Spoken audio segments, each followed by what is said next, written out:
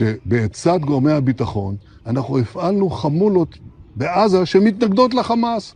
מה רע בזה? זה רק טוב, רק מציל חיים של חיילי צה"ל. והפרסום של זה עושה טוב רק לחמאס. אבל לליברמן לא אכפת. The Times of Israel reported on June 5th that Israel provided members of an armed group in Gaza with Kalashnikov rifles to protect themselves against Hamas as part of an effort to strengthen opposition groups in the Strip. The group, which is sometimes described as a militia and sometimes as a criminal gang, is led by Yasser Abu Shabab, a member of a large clan in southern Gaza. Defense sources said the weapons that Israel provided to Abu Shabab's gang included some that Israel seized from Hamas during the war.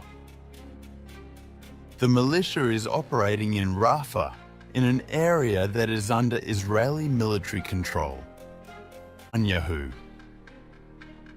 In recent days, footage published online, including by Klan leader Yasser Abu Shabab, has shown members of the gang wearing military-style uniforms with the Palestinian flag and the words counter-terrorism mechanism emblazoned on them. A week ago, we've been giving directly with an American company, but doesn't matter. It's Israel doing it, basically, giving out food for every family. It's not people selling it to them. We're giving them a family a week supply of three meals a day for 5 days or 6 days, every box.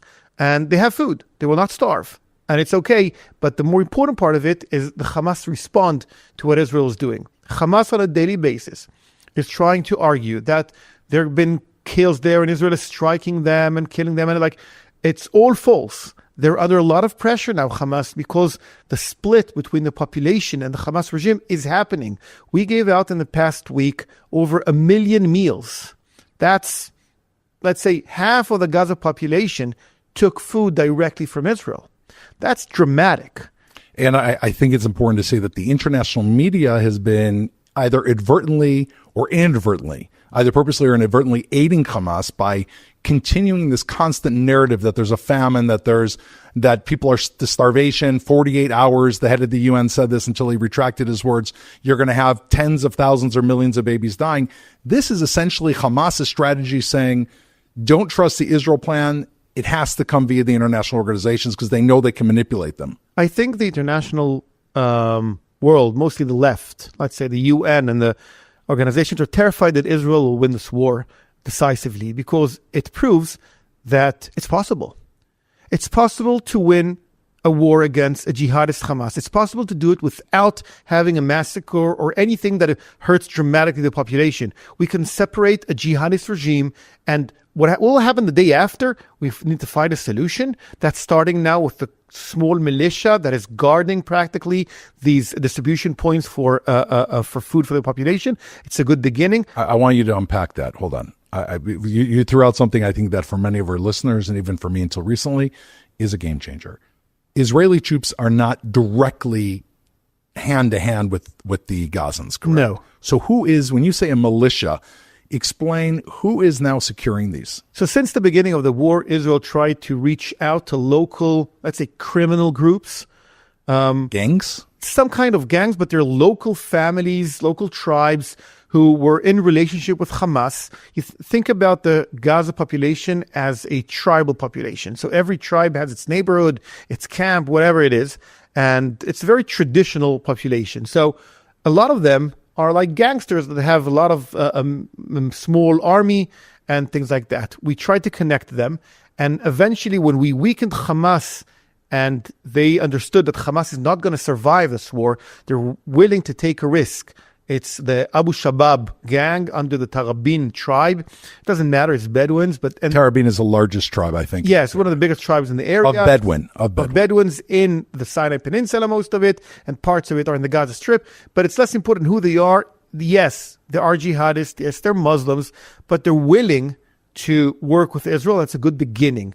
Is that a very good solution? I don't think Socrates will run Gaza tomorrow morning.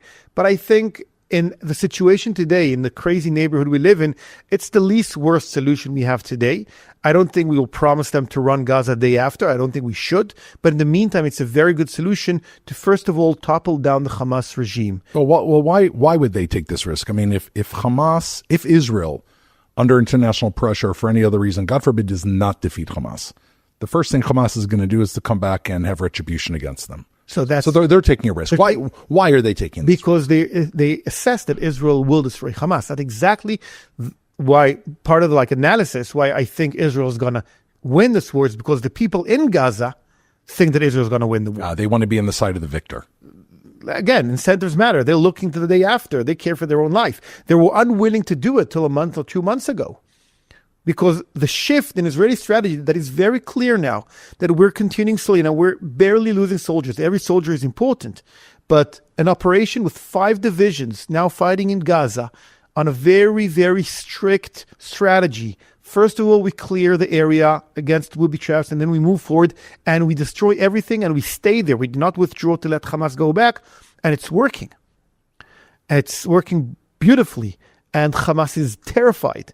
So we're feeding the population. We're actually enabling an alternative, some kind of local tribe to run some kind of local area.